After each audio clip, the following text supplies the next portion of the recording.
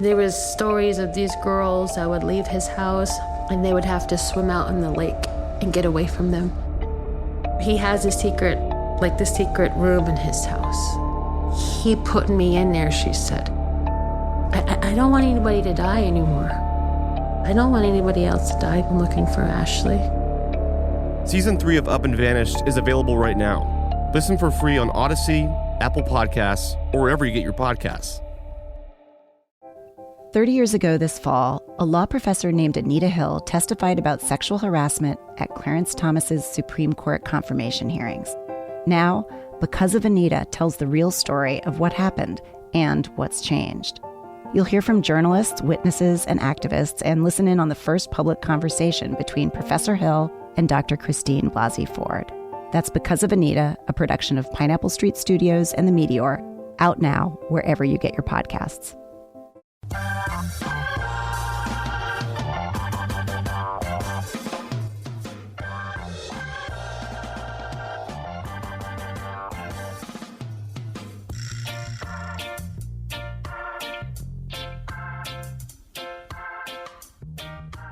Five at 5 time on Grant and Danny, presented by Wave Soda, as you just heard. It's super simple.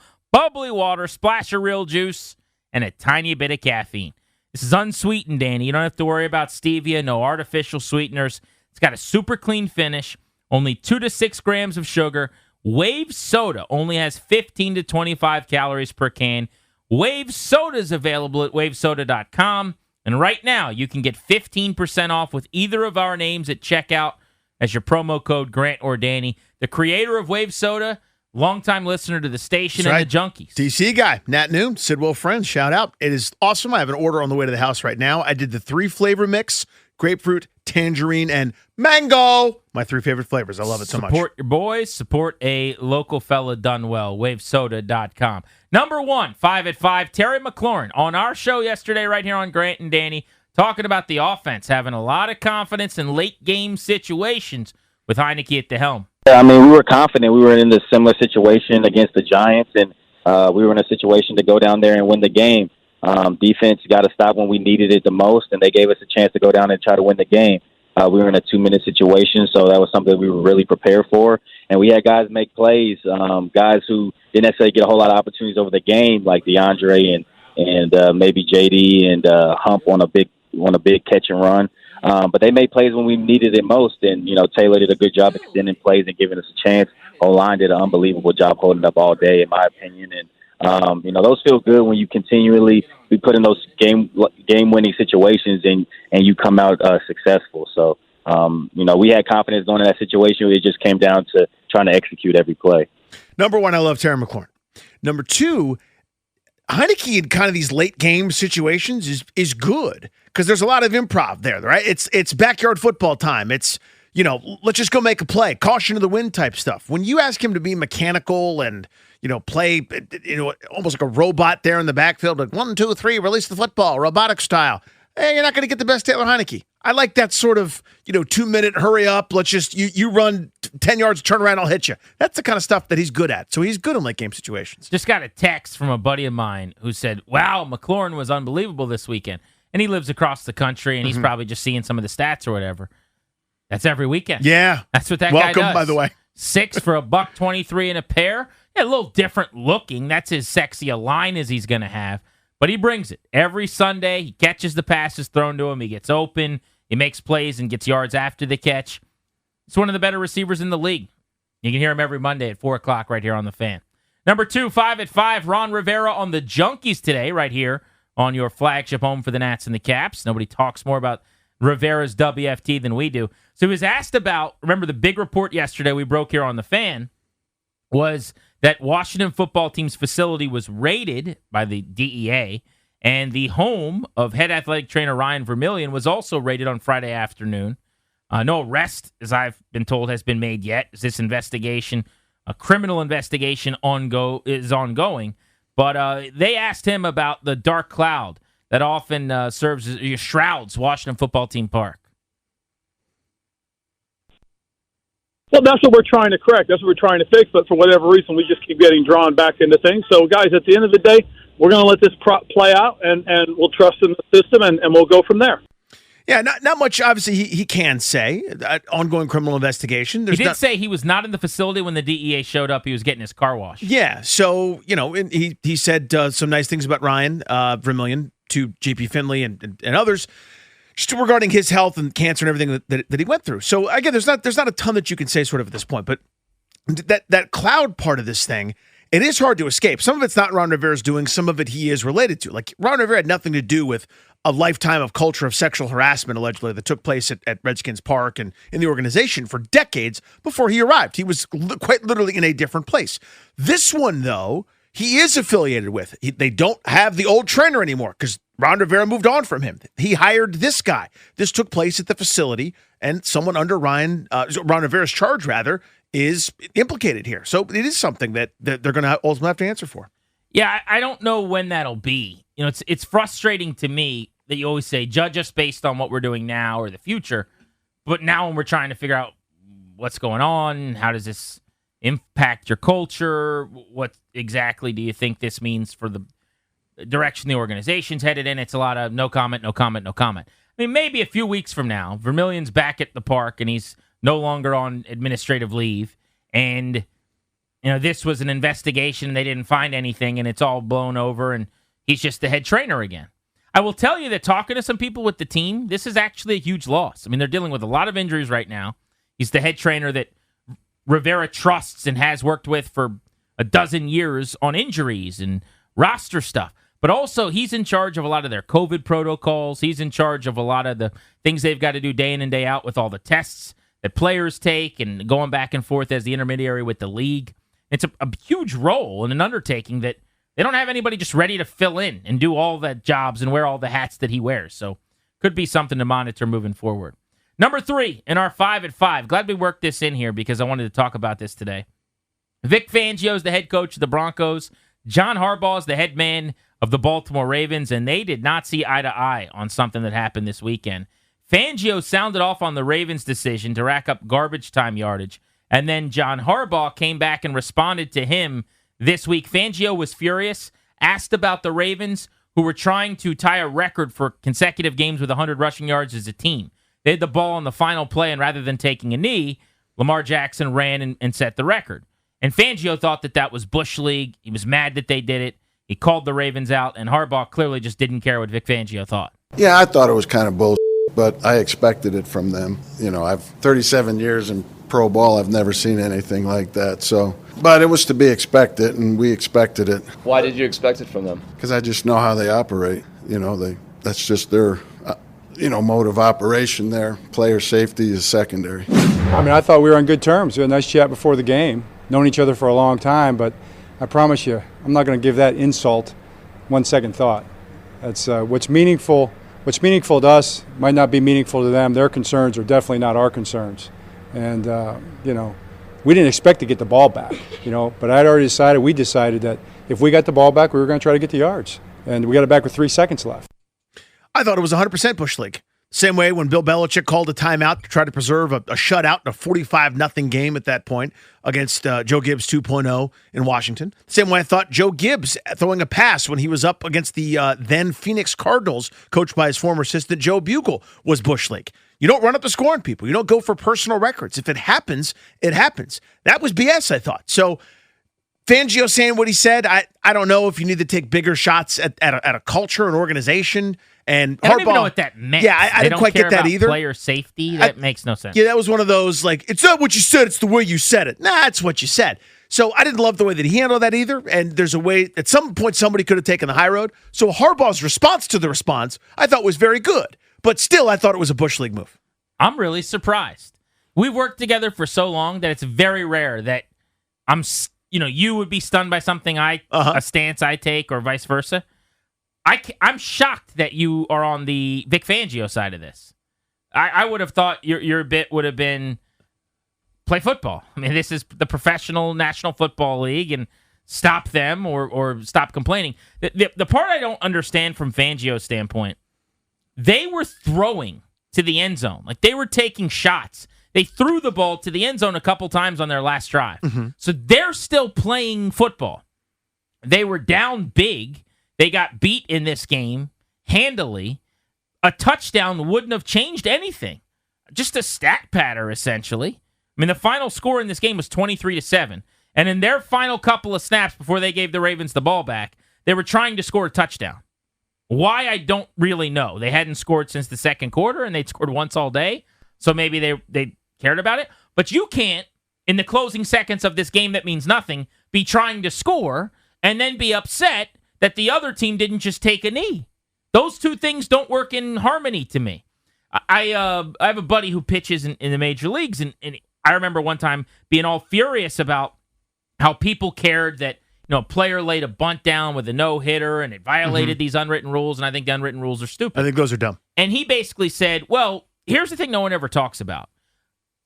Is the other team trying to win or not, basically? Like, we'll stop stealing bases if you stop holding a runner on first, so to speak. If you're still holding a runner on, if you're still doing these little things as if the game's still competitive, then we're going to continue to be competitive. The moment you stop holding a runner on or you don't do these things saying we're still trying to win, then it's open season. Basically, we react to the other team. No one ever talks about that. And in this case, the Ravens are basically doing what the Broncos had done a snap earlier. I don't understand why it's okay for Fangio's team to keep playing and try to score a touchdown in garbage time, but the Ravens, when they get the ball because they're leading by 16, have to take a knee. This is not Pee-wee football. With 3 seconds left, take a knee and go home. That seems pretty simple. Or get 100 yards and keep your record going. Yeah, I think it's scummy. I mean, I look at what Denver's trying to do. There's very little chance of being successful. But they're down 2 scores. If you get a touchdown, a 2-point conversion, onside kick, Hail Mary, there's still a possibility. With 10 seconds left? It's completely remote. Of course it's remote. It's a remote chance.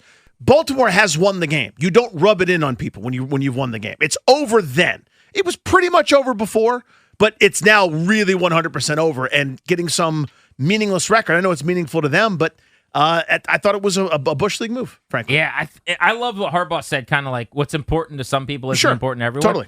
That is important to them. That's their whole culture is running the football and going out and pounding the football on you. Obviously, Vic Fangio didn't want them to get to 100, and he was salty that they did. He threw his headset down when they ran the ball the last time, and I think it's because they gave up the 100 yards. But he took 3 timeouts to stop the clock during the last minute of that game, down by all the points he did. And then they get the ball, and they're just supposed to take a knee. I just didn't like the inconsistency there. Be curious, though, as we go back and forth on this, if any of you guys want to react to this next, we could get a couple calls maybe next segment if you want. 800-636-1067. Are you Team Fangio or Team Harbaugh? What did you make of the spat that the two coaches had? Let's continue our 5 at 5, though, on Grant and Danny here on The Fan, giving you 5 of the big stories in sports. It's a wrap for Ryan Zimmerman, right? Well, not so fast. He had all kinds of emotions on display on Sunday. The broadcasts capturing possibly his final moments as a National beautifully. Really, really an emotional day at Nats Park. It's a weird situation because I'm not sure for next year. But what she says was, you don't understand what the fans feel, or she talks to people like I don't talk to people, and she said basically, I think you'll regret it if you don't do something, not for you, but for them, just in case you don't come back. I think basically she said if you don't do something on that last day at the stadium, you're gonna regret it, and she was right. I'm telling you, he's such a thoughtful dude. And if this is it, by the way, and I have no information, I don't know one way or the other. What an unbelievable career. A guy that was robbed of greatness. He had a 7+ WAR season followed up by a 6 WAR season at age 24 and 25, was on his way to who knows what. I mean, he was right there with Ryan Braun and some of the other guys that were MVPs of the league. Injuries happened. His career changed, obviously. Still amassed a bunch of really good numbers. All-time leader in so many categories here for the Expos/Nationals organization. Class act. Hilarious, funny, wonderful dude off the field as well as on. Great teammate. Gave a great speech at the World Series parade, I might add. Yes, the World Series parade. But that was a beautiful, emotional, awesome moment. Good job, Nats fans that were there in attendance on Sunday. Yeah, it was amazing. I mean, it was watching at home. Yeah. Wasn't a dry eye. Nope. I mean, it was pretty incredible. And I love that the fan base did what they did. More on Zim coming up on the show today and in the coming days here on Grant and Danny. Finally, 5 at 5, wild card game tonight. Red Sox, Yankees, Nate Eovaldi and Garrett Cole, your pitching matchup.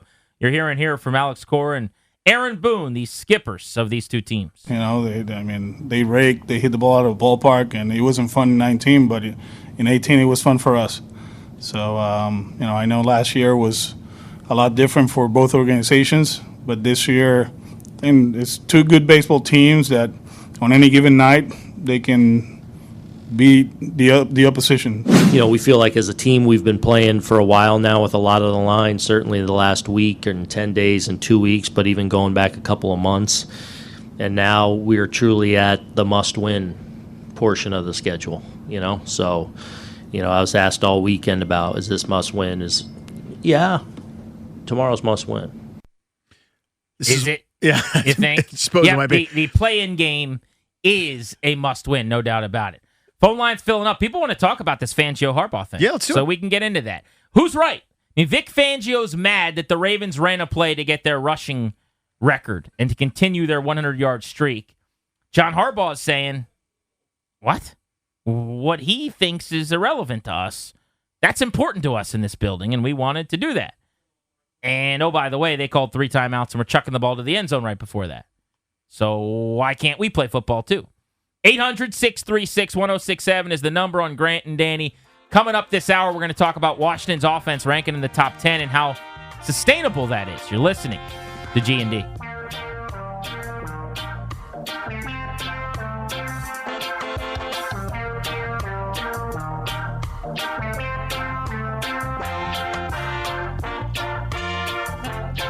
Did you have a problem with the last play that Baltimore ran? Yeah, I thought it was kind of bullshit, but I expected it from them. I've 37 years in pro ball. I've never seen anything like that. So, but it was to be expected, and we expected it. Why did you expect it from them? Because I just know how they operate. That's just their, mode of operation there. Player safety is secondary. Welcome back to Grant and Danny on 106.7 The Fan in Baltimore. Harbs, man. I'm trying my best. Harbs is angry, and I believe he's right. Vic Fangio. He doesn't even know what he's talking about. Next on 105.7 The Fan in Baltimore. It's important for the Ravens to get 100 yards. When you go up there and play a football game, you got to get 100 yards. Next, we're going to talk about Harbs and also Adley Rutschman, named the Player of the Year for the Orioles. Next time we see him, will be in Sarasota. Dude, break your heart seeing Kevin Gausman throw nails for the Giants up there. That's Pittsburgh. I you don't know just what I'm worked in a Yinzer thing there. G&D on The Fan. I'm actually Team Harbaugh all the way on this. I really am. 100% anti-Harbaugh. Take a knee, have some class. It's super easy. Every coach would take a knee except him. That's why he's being vilified. National Football League. Yep. Up here. Sure. I'm reacting to you. You're playing. You're calling timeouts. You're chucking the ball down the field. And oh, by the way, let's say you weren't doing any of that. In my building, we care a lot about rushing for 100 yards every week. How many straight games have they done it? It's now 43, I believe. What's the record? I have no idea. I think they tied the record. Insignificant record, so I don't know what it is. I think if one or two more, I think the next one maybe breaks the Steelers' record. It's something they care about. It's something that culturally means something to them. Doesn't have to mean anything to Vic Fangio. By the way, they didn't score a touchdown. If Lamar Jackson went and scored a touchdown, I would say that wasn't classy. He ran 5 yards and slid at the sideline. Game over. What a weird thing that Justin Herbert took knees last night. He should have been diving forward to get some rushing bonus. They don't have a record to continue. Well, I guess, it's up here. It's the NFL. Everyone just plays the whole thing out. I don't know, but don't be silly. Teams take knees every week. Yes. It's a normal routine thing. There's one team that's trying to continue this opportunity to have a record. This kind of thing happens all the time. Tom Brady targeted Antonio Brown 56 times in a game to get him a bonus. You see this all around the league. Did he do it up 50 with the ball left or something? He would have. I mean, I don't know. Were they up 50? Yeah, then he did. Then I would vilify them for doing that. If it's in the course of a game, you're throwing a pass, throw a pass. This is big business. Like, you preach this stuff all week, and you've worked now for seasons to try to break this record, and you've got a snap left, and the team you're playing is still trying to play football, but I'm not allowed to. I have to take a knee. No, and by the way, he didn't score. Didn't rip off a big long run. He got the record, 5 or 6 yards, and then he laid on the ground. And the game was over, and everyone went and showered, and everyone was okay. Yeah, whoever, it's fine. Morning. Just, it's still not a very classy move, and it's the kind of thing that you would hopefully never teach. And if you did it in a youth game, you'd get screamed at. I mean, this is not a youth game. I can't believe that the Chargers didn't hand it off to Austin Eckler to get him another couple yards last night after the Raiders were still trying, quote unquote, in the last possession. Again, the whole point is to get to the record. Well, the whole point is you're up and the game's irrelevant. over. You take a knee. That's the whole point. Right. And it's but there's so no elementary. other game that's a comparison this week. You keep referencing the Chargers. You want to talk about the record. What I want to talk about is the game was over and they didn't take a knee, and that's a dick move. And that's binary. I don't care what record. I don't care about anything other than the game was over. Take a knee the way every other team every week all the time is always going to do. I'll give you that it's a dick move. Yeah. That's fine. That's all I'm saying. No problem with them doing it at all. And I'm completely on Harbaugh's side. Okay. 100%. It's important to us. Doesn't have to be important to Fangio. I don't care about Fangio if I'm John Harbaugh. I care about my guys. Is Lamar happy? Are my big O linemen, my hog mollies happy that they got a bill again? Then let's go celebrate. Let's all pound a beer together and talk about that time we rushed for 100 again. I want to get some quick takes in the studio before we go to the phones. Rapid fire. Darius, Team Fangio or Team Harbs? I'm Team Harbs. Ooh, I'm Team okay. Harbs. I just... By the way, you said in youth football. I agree with you. If this happened in youth football, if you're a coach trying to get your 83rd straight 100-yard game in youth football, you're a loser. I hope this is not youth football. If they do get their 100 yards, which is very precious and apparently very important, and they take a knee in a future game, I hope a defensive tackle busts through the line and concusses Lamar Jackson. We're just playing football up here. It's the ultimate dumb tough guy talk. Guess what? It's beyond stupid. Nobody does it. No one does it. If that happens, I'll say could have taken a knee. Remember, Greg Schiano was vilified for having his guys do that, rightfully so, when the game is over. It's over. I think that's a little bit different. He had his guys dive through the line when someone was taking a knee Football. To try to injure the quarterback. Football up here. It's big boy football. Grown-up football. That's not Grant, the same. Same.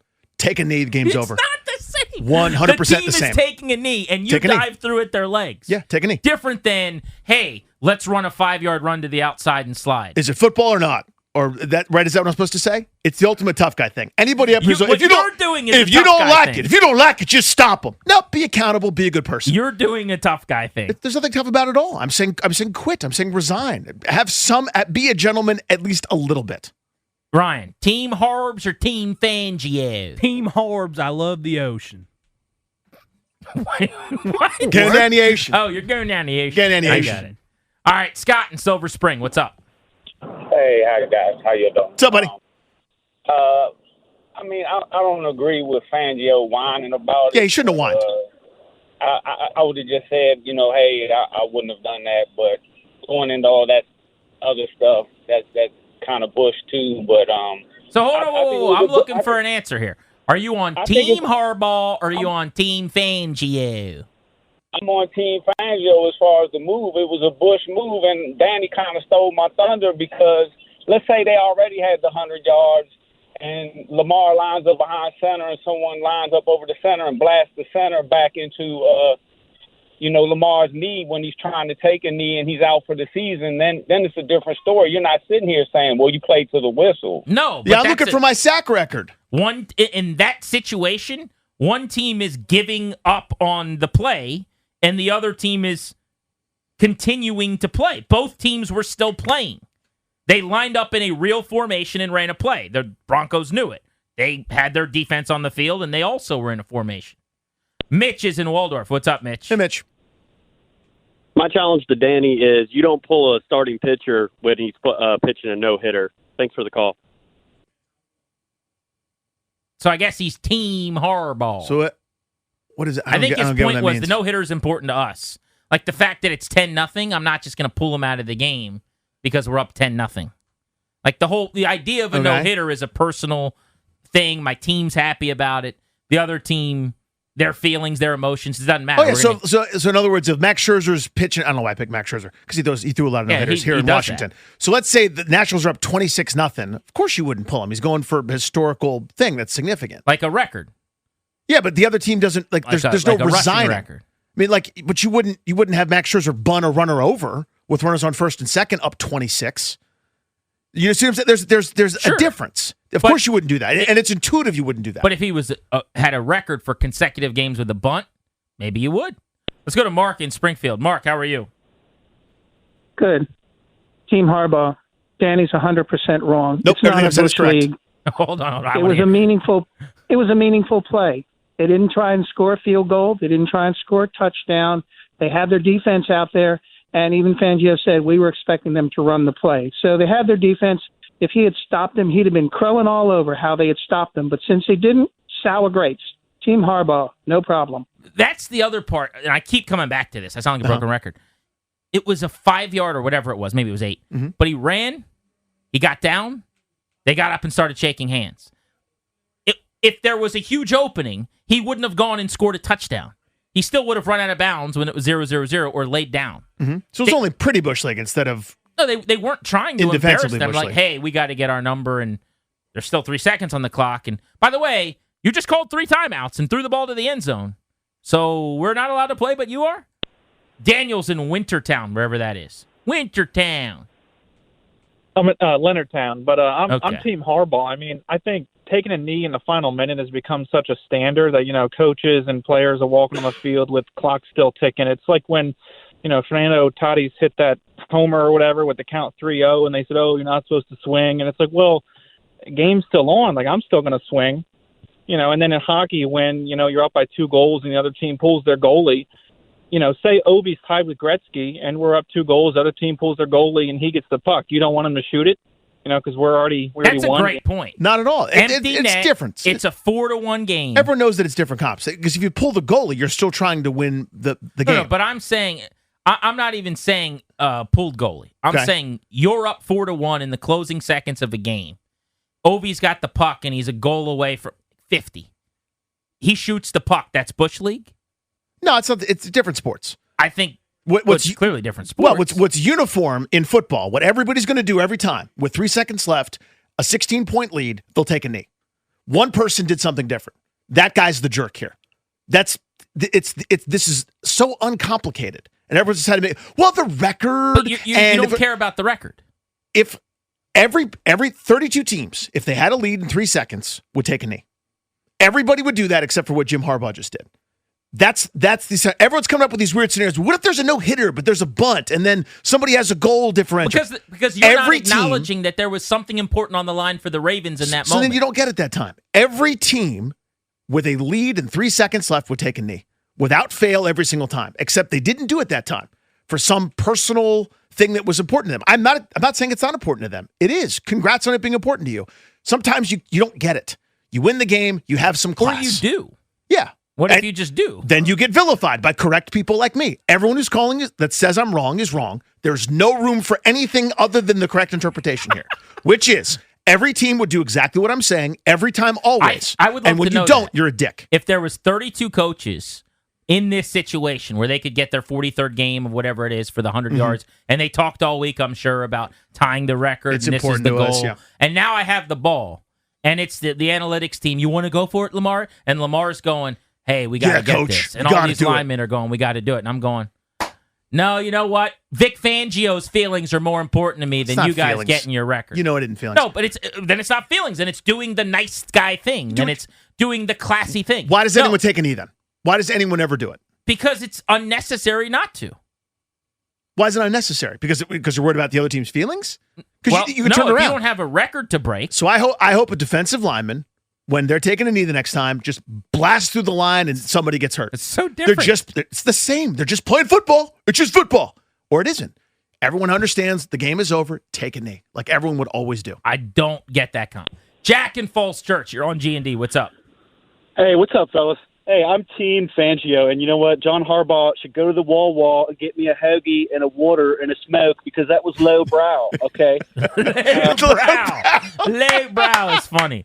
James in Upper Marlboro, what's up? Hey, you know what, man? This has always irritated me. I'm going to make it short and sweet.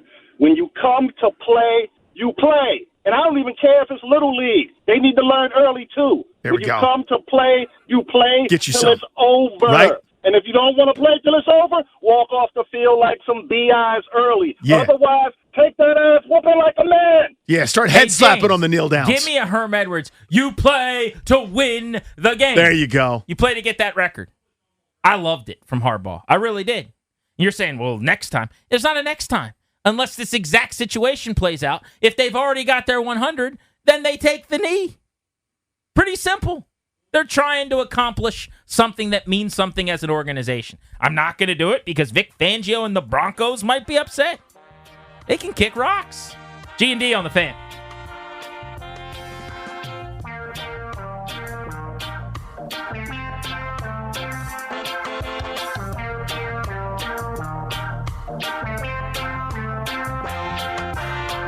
I mean, I thought we were on good terms. We had a nice chat before the game, known each other for a long time, but I promise you, I'm not going to give that insult one second thought. That's what's meaningful to us might not be meaningful to them. Their concerns are definitely not our concerns. And, we didn't expect to get the ball back, but we decided that if we got the ball back, we were going to try to get the yards. And we got it back with 3 seconds left. So you're throwing the ball in the end zone with 10 seconds left. I don't know that there's a 16-point touchdown that's going to be possible right there. So, that didn't have anything to do with winning the game. So, like I said, what's meaningful to us might not be meaningful to them, and we're not going to concern ourselves with that. Did that kind of surprise you, though, based on the family history your family has with him? I'm not thinking about it. It doesn't matter to me. The exchange of words advantage Harbaugh. I think we can all agree there. Like, he just pummeled him and slapped him around. Absolutely. I thought Fangio was so whiny. I thought that was embarrassing, and frankly. He's coming from a place, you won, you're going to look better. I mean, he just destroyed him in the words battle. 100%. Having said that, I just loved that he said, 10 seconds left, you're throwing the ball to the end zone. That doesn't have a lot to do with winning the game. There's not a 16-point play out there. This ain't jock and jams. You don't get to score a 20-point touchdown. And his point was, they did the same thing right before that. They were running plays, and this game was over. Let's go to Grant in Chicago. Great name. How are you? Hi. I just have a quick question about the record. Right, so it said that the Ravens have 102 rushing yards, but how's that even possible when there's only 100 yards on the field? Let's go to James in Woodbridge. James, what's up? Hey, I don't know what Danny is talking about, but 3 things. 1, this is the NFL. You don't like the requirements of your job, play shuffleboard. 2, it wasn't like they lined up in the victory formation and they ran the ball. They lined up in a regular formation. That's code for, hey, play defense. And number 3, you don't know their incentives. There are plenty of incentives out there. The owners could have said, I want this record. I'm giving everybody $100,000 if we get it. So, hey, this is the NFL. Buckle up. Team Harbaugh all the way. I think that's all fair. I am on the side of a lot of very tough guy football people right now. Oh, yeah. In fairness. But I think most of that he just said is true. We don't know what they thought coming into the game, or if someone earns, every one of their linemen might get $100,000 for every 100-yard game for all we know. We don't know. Eric's in Orange. What's up? You're on G&D. Hey, Bob. Hey, Bob. Hey, Robert. Team Harbaugh here. But everybody's right. Danny's not wrong. It's kind of Bush League, but so Lurt said it this morning. No one's going to remember 20 years from now that the Ravens kept their streak going with this Bush League move. If Fangio broke their streak last night, though, he could talk about it. Everyone would be talking about it. He could put it on his resume that he broke their streak. Danny, let me ask you this. Uh-huh. Redskins at Cowboys, Week 13. The Cowboys have given up less than 30 points in 41 straight games. It's the all-time record. You're up 28-21. It's 2 minutes and 4 seconds left. You run the ball. You get down to the Dallas 22. You're in field goal range. It's 28-21. The Cowboys have held everybody under 30 for 40 games. If y'all kicked the field goal to break that record, would you say your coach pulled a Bush League move? Would you like it? Would you hate it? What would you say to it? How would you feel if you were on the team? That's interesting. Yeah. Okay. So I was trying to track the scenario. If the other team, get the gist. Yeah. If the other team isn't going to get the ball back when I take a knee 3 times, you take a knee 3 times, and you get in the victory formation, and you celebrate with your teammates, and you have a grand old time because you just beat the damn Cowboys. You do that. Redskins, by the way, in the past have run up the score. I don't think that's okay. Don't run up the score on people. Jimmy in Leesburg. When was that, by the way? It's been before I was born. It was way before 40 you were born. years It was ago? in the 80s, yeah. They haven't been able to do that in a long time. Hey, Jimmy. All right. Danny, who do you hate more, Giants, Philly, or the Cowboys? Cowboys. Okay. Cowboys have 43 rushing games over 100. Here the Redskins are. They're going for it. They got a chance. They're 4 yards away, and they could break the record. Do you go for it, or do you down it? It's the Cowboys that have the record. Sounds like he's going to down it and Right. keep the So record you with do, Dallas. yeah. If you're up and the other team can't get the ball back, you take a knee. The way every team does every game that they've got that scenario. If you need to run a play to win the game and you throw it in the end zone or not, if you have the football, the other team can't get it back, you take a knee and then you shake hands on the field. Devon, you get the last word on this. We got about 30 seconds. Go ahead. This is like a boxing match. You keep punching as long as the man is standing. I don't care if he's hung up on the ropes. You just keep punching him till the refs break it up or you stop the fight. End of the conversation. Danny, are you surprised with how many people are Team Harbs? No, of course not. It's tough guy talk. It's football. It's the same people that say, if you don't want them talking trash, you better stop them. As if the person doesn't have control of their mouth and bodily functions. Don't be a douche. Don't be a bad person. Do the right thing. It's pretty simple. 78%. The poll right now, Team Harbs, 22% Team Fangio. I don't have a problem with saying that what they did was a jerk thing to do. I have no issue with them doing it, and I get why Harbaugh did it. G&D on the Fan. Next, let's turn our attention to the Washington football team. Ben Standig of The Athletic joins us.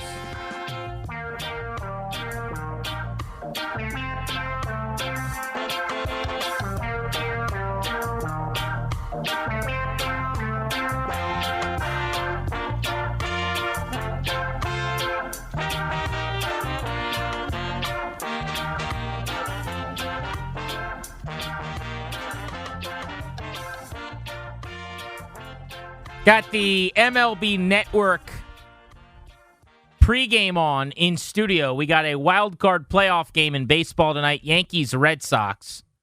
Biggest rivalry in sports. Kind of an exhausting amount of games these two teams play. It's like all 19 are all in Sunday Night Baseball somehow. Yeah. You know what I mean? Like even if it's a midweek game. That's the thing. They play the 19 games that all the teams in the division play against each other, but we see every one of their games. Uh-huh. So I think a lot of people, because of the history and them going back and forth in the playoffs, Aaron Bleepin Boone and all the great moments, are particularly jacked up for the matchup. I really wish it was the Blue Jays. Yeah, same. I like seeing Vladimir Guerrero Jr. hit bombs, and you got 4 guys that drove in 100.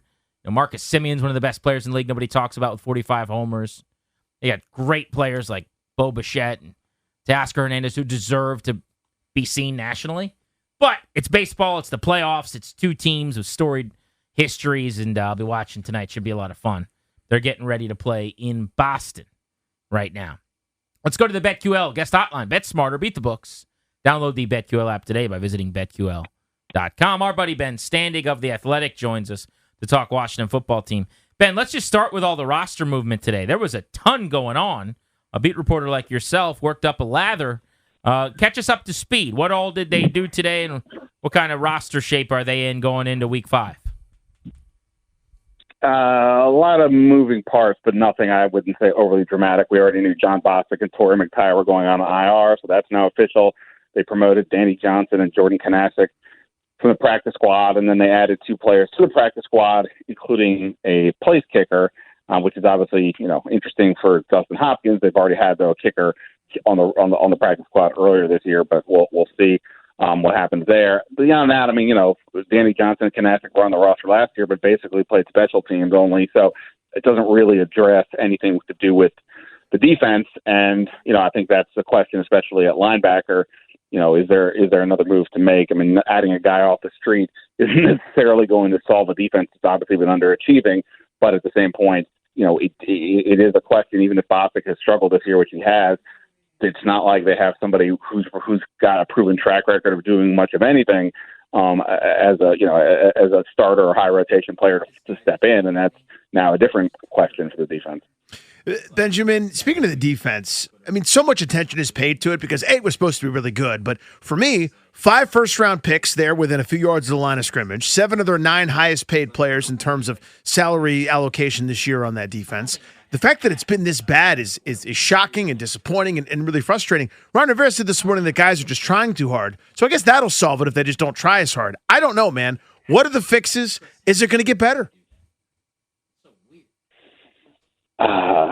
I think this week, my view, listening to Rivera post game and then Monday with us, and then I heard a little bit of his interview today with the Junkies, was that he is acknowledging that this isn't just a little issue that is going to get resolved quickly. That what he was saying in the beginning of the season. I mean, he's now said multiple times this week that he's not relieved that they're 2-2 despite a bad defense. He's disappointed that that's where they're at. That they need to acknowledge that they have issues, and not otherwise they're going to run into a wall. Is what he said after the game. What to do? I mean, I think this is a question. On some level, I don't know if it's to go back to the drawing board and figure some things out. Rivera talks about, maturity issues. And by that, I think he just means, when you say make the joke, which I agree with, like guys don't try as hard. I think what he's basically kind of say is, here's the scheme, do within the scheme. Don't try to do 6 things at once. He always uses the joke. I need 11 guys. I don't need one guy doing 11 things. I need 11 guys doing, one thing together. I think he's talking about that. But at the same point, I definitely get the sense that too many guys are overthinking out there as opposed to just playing instinctive football. And that question is, how much of that is the scheme and how much of that is, the individual person just not, following instructions. It does feel like it's a little bit of the former, but, to what end? I mean, that's the part that's hard to know without, being in the building and knowing exactly what Del Rio is calling and how the players are reacting to it. But obviously they've got to, if they're not going to do it now, it's over to sit back and figure out what is not working here, then I don't know when they're going to do it. Ben, we spend so much time harping on the D-line, Chase Young, and their numbers on this show. Are they the weakness on the defense? Right now, what would you say is the problem defensively if you were going to narrow it down to a position group? And rank the secondary linebackers, D-line, in the way of who's helped the most, hurt the most? Yeah, I mean, I would say defense definitely not. The defensive line definitely not the weakest point. I think the issue would be like this sort of a crossover sports that I like to do with the Wizards, and hopefully Danny will appreciate. Like for the Wizards to do well, Bradley Beal can't be averaging 22 points a game, right? He has to actually do more. Now that's a really good number. That would probably rank somewhere high in the league. But that's not enough based on how this team is structured, right? They need him to do more. Well, that's what's going on here. It's not that the defensive line has been terrible, but they haven't been dominant. They haven't been, forget a game, like for a series, a quarter. Like at no point does it feel like the defensive line is taking over a game, and that's what's expected of this group that has all the talent up front that it has. And so I think the problem is when that group's not doing that, then the other units get exposed. I mean, the linebacker unit, I looked at some of the stats today, and I wrote about it today on The Athletic in terms of like usage and things like that. It looked to me like Washington's coaching staff was doing everything it could to limit how many linebackers are on the field at any given moment in time. I mean, they barely had used 6 defensive backs in any of the first 3 games, and this week they used 6 defensive backs more than any team in the NFL. They've been using 5 defensive linemen, which obviously makes sense considering the starters plus Matt Ioannidis. But it makes sense to a degree. There's only like 4 teams in the whole league that use 5 defensive linemen somewhat extensively. They're one of them. And I think part of it is they're trying to cover up the linebackers. And then you get, the defensive backs. Obviously, there's some decent talent there for sure. And a couple of guys are getting paid pretty high and all that. But it hasn't clicked. And always with the defensive backs, if you're not getting enough pressure, it's going to make those guys look worse. And maybe there is some of that happening. But at the same point, and that's not clicking either. So to me, the back 7 is the real worry, but the front 4 is not living up to the expectations, and that's, I think, kind of to some degree dragging the whole thing down. Ben Standing of The Athletic with us. Ben, despite Daniel Jones basically ripping off 100 yards on 9 carries, that's kind of not what I think of as a traditional running game. Washington is right where they should be in terms of opponent yards per carry. Nobody really seems to echo what I'm saying here, but they do a good job against running backs. Mike Davis had 13 carries for 14 yards. Saquon Barkley ripped off a 41-yarder rather, and was 12 carries for 16 yards outside of that. They do a good job stopping running games.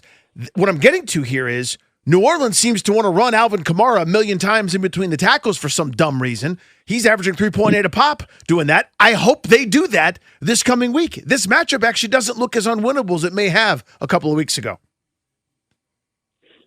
Yeah, I had our Saints beat writer, Catherine Terrell, on my podcast. They'll come up later this weekend. Part of the conversation we had today was like me saying to her, when we all are here in Washington looking at the schedule, we think, at least we have been thinking, that the schedule, the real hard part of the schedule starts this week with the Saints, and yet here they are coming off a loss to the Giants, and they've been kind of up and down. And basically her report was like, yeah, defensively they've been pretty solid. Offensively, they're kind of all over the place because other than Kamara, they just don't have the weapons that they used to have. Their wide receivers are really a nondescript group at this point. The offensive line's been up and down, and obviously Jameis Winston is interesting, but he's still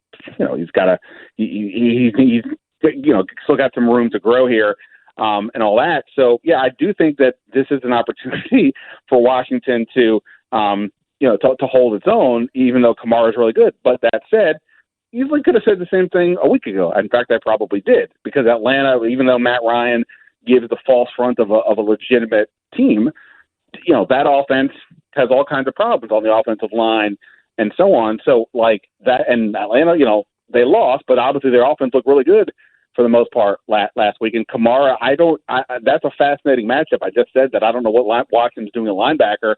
Who's dealing with that guy? Maybe it's a lot of Cam Curl watching Alvin Kamara. You would have to imagine that every time these offensive coordinators watch Washington's defense, they think, oh boy, there's opportunities all over the place, hitting guys over the middle, getting players on linebackers. I mean, somehow Atlanta got Calvin Ridley on Bostic in the slot in the red zone last week, and only the reason Matt Ryan didn't go there was because he threw a touchdown pass to Cordero Patterson instead. So, I think Sean Payton's going to look at that tape and think, okay, we could do a lot of different things. But to that end, it's Alvin Kamara and kind of bust right now for an offense that we've all viewed as really good the past several years, but they don't seem to have the same kind of playmakers right now. Ben Standig does a great job covering the Washington football team for The Athletic, grinds on the beat, and is worth a follow. If you're not already following him on social media, you should be doing that. He is at Ben Standig, all one word. Ben, Ron Rivera was on the Junkies this morning. They asked him about Dustin Hopkins, and he said about the kicker who missed 2 extra points when they were trailing by 2 in the closing minutes in Atlanta, and a field goal with the game on the line and got another opportunity because of a Giants penalty. It's not a problem until it's a problem. When do you think it becomes a problem? What does he mean by that?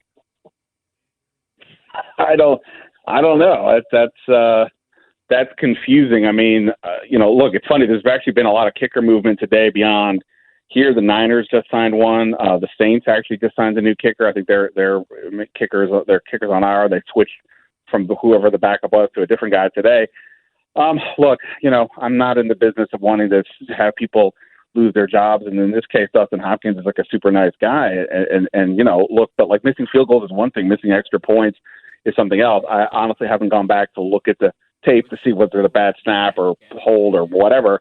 So I don't know, but it is odd. They did bring in a kicker for the practice squad, so I guess they can at least at a minimum take a look at somebody else. But yeah, I mean, in a sport where everything always seems to come down to the last possession, right? Or it's a 3-point game, one way or the other. The kicker is a huge deal. And I guess my other thing is beyond the misses, like it just doesn't feel like anything outside of like 45, 49 yards. It doesn't feel like it's in his wheelhouse these days, right? And we're in a sport where kickers making 66-yarders. So it just feels like even from that perspective that they would be taking a longer look at other options. I mean, obviously kickers are a weird bunch all the time. A guy on the street, there's probably a reason why, but at the same point, it is a little surprising to me that they haven't taken a stronger look at it. But maybe they have, and just decided they still believe in this guy. Benjamin, I'd pretty much written off the idea that Curtis Samuel was going to help this team in 2021. I'm serious. After practicing maybe once in this calendar year, not being able to get through that, and then they said, we'll just wait a couple weeks. This felt very Josh Doctson-y to me, where they couldn't figure out what was wrong. He wasn't getting better. And I pretty much written off this year. Let's just call it a wash. 4 catches for 19 yards doesn't change the world, but you could sort of see some of the things they had in mind for him. I was impressed with what I saw. I'm kind of amazed at this sort of miraculous recovery from whatever the hell this was that kept him out for this entire calendar year. What are your thoughts on his usage, and what more are we going to see? Well, good. If you had such low expectations, then yeah, he's already exceeded them, I guess, assuming he can stay healthy. Like you said, the production in totality, the numbers didn't tell you much, but when you watched it out there, he's a guy they were moving all over the place, and he seems like such a perfect player for what Scott Turner wants to do. Heavy motion offense between Samuel, McKissick, and Gibson in particular. They have guys that you can really create some interesting matchups with, and obviously Terry McLaurin is an absolute monster, but the second receiver spot, just like it's been since McLaurin's been in the league, has not been terribly consistent or productive. So once Samuel kind of gets going, he was in there for only 25 snaps this week, then I think we'll see a team that, adds yet another offensive playmaker. What was interesting to me was how would they use him? When they had him in 2019 in Carolina, they used him primarily on the outside based on the percentage of snaps, whereas the last year's coaching staff used him 60% of the time in the slot, and he easily had his most productive statistical season. Looking at the numbers this week, he basically was like a 50-50 slot versus outside. So that's at least based on one game, some kind of a concession from Scott Turner that Samuel was more effective last year in the slot than he had used him. And that was a question I had, is like, how would they go about him? Again, he was limited with his number of snaps, so it's hard to tell too much. And, you think they'll maybe even use him out of the backfield eventually and so on. So it was interesting to see. And, yeah, obviously a huge deal for this offense if he can stay healthy and they start feeling comfortable with him getting him the ball a lot from a lot of different spots. Ben, thank you. We appreciate it. Enjoy your evening. Guys, I always appreciate the time. Grant, congrats on yesterday, and we'll talk soon. All right. Thank you, buddy. See you, appreciate you. I don't feel great about it. Congrats on yesterday. And it's nice of him to say that we broke that story and got the report. But it's like a dude's life got turned upside down, I know what you mean. It's just not. If it was a coaching hiring, I'll dap you up. I'll give you bones. But, we got this story that we broke on the show. It's a major story, man. It's a big deal, but you should feel good about it. I don't. I mean, it's not the details of the story. I'm not asking to tap dance on somebody's arrest. I'm saying that the story. Uncomfortable. I get it. Hopefully, this guy, after the investigation, is back with the team, and it's not a big deal. We'll see. But the fact that your facility got raided by the DEA, like people are in cold tubs, people are running in with DEA jackets on, and they're like, "What the hell's going on?" I'm sorry. Are there players like on the lifting weights that throw their hands in the air? That's really awkward and not okay for that to happen. But it happened here, where everything's better now. So that's good, I guess. Nathan is in Cecil County on Grant and Danny. What's up, Nathan? How are Nathan. You? Hey, how's it going, guys? What's up, bud? Hey, so for the record, and I know you guys kind of ended it, but I'm on Team Harbaugh, right? Going back to it. But my question for you, Danny, I thought you had a very important question I wanted you to ask. Yeah, my question for you, Danny, is what do you think the real HD stance is on this? The real HD?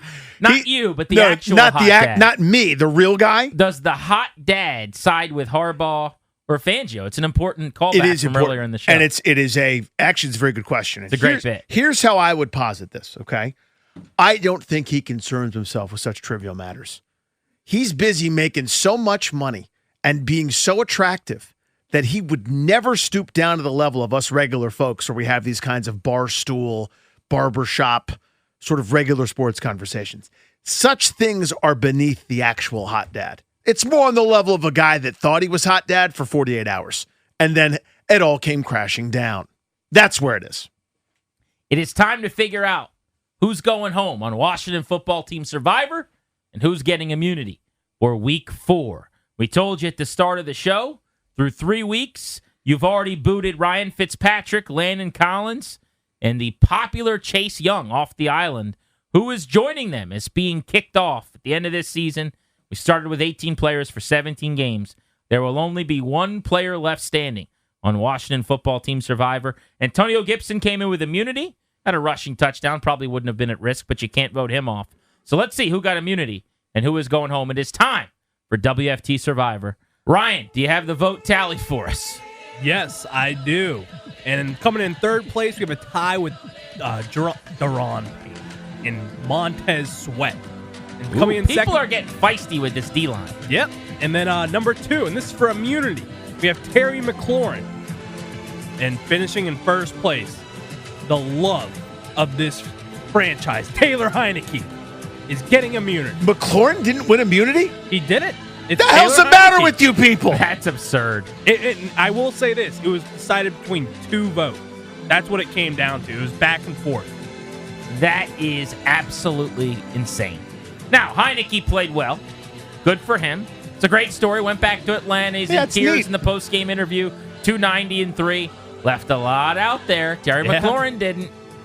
I was shocked. All right, so next week, if Heineke stinks up the joint against the Saints, if he goes 11 for 26 with 3 pickles, if he looks like Buffalo Bills game, Taylor Heineke, no problem. He's safe on the island. He's safe. Good for him.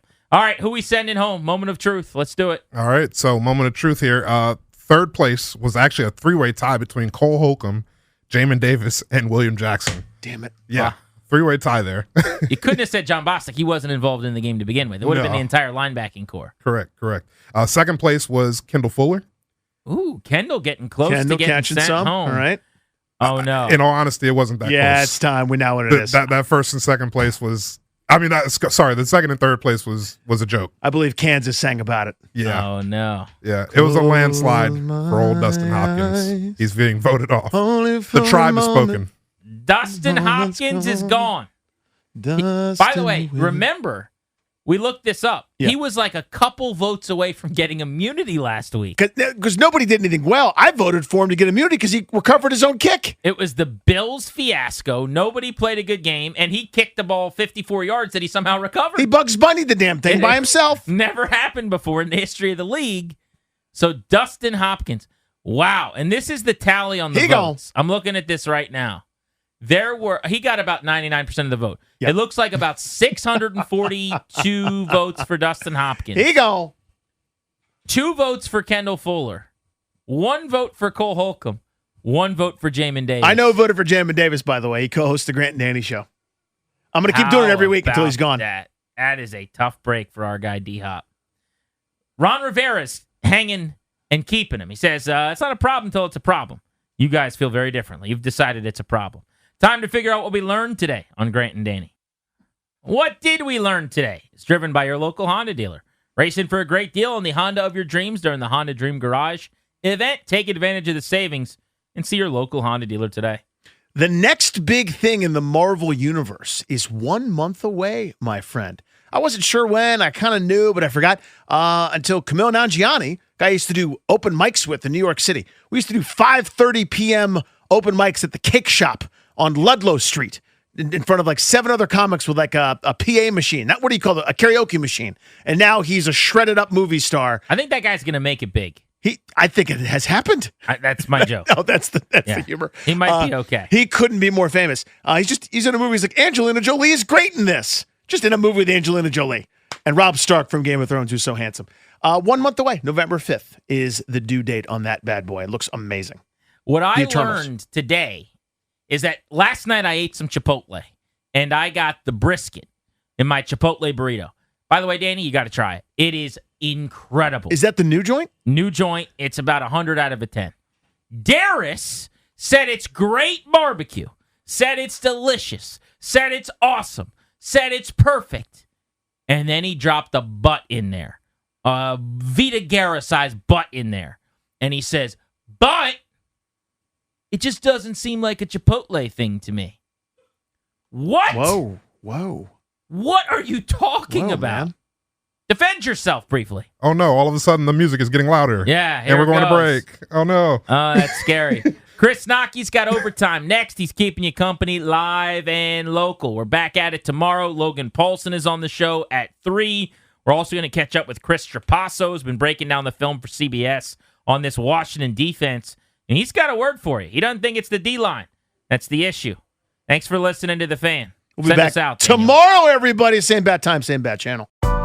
Keeping up with the flood of news every single day can be quite stressful. There is climate change happening. There's the pandemic, labor movements, Nicki Minaj's cousin's friend. Hi, I am Gideon Resnick, host of Crooked Media's What a Day.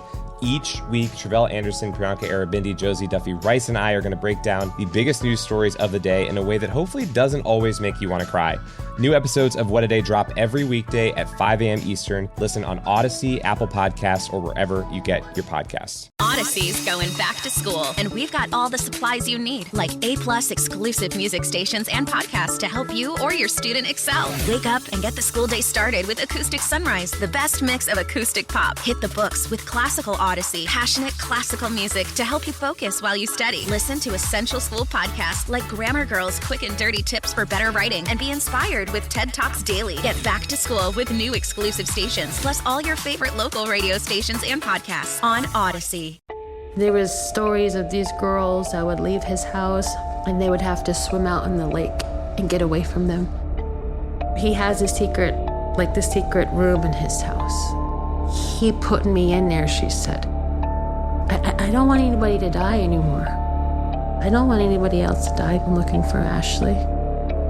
Season 3 of Up and Vanished is available right now. Listen for free on Odyssey, Apple Podcasts, or wherever you get your podcasts.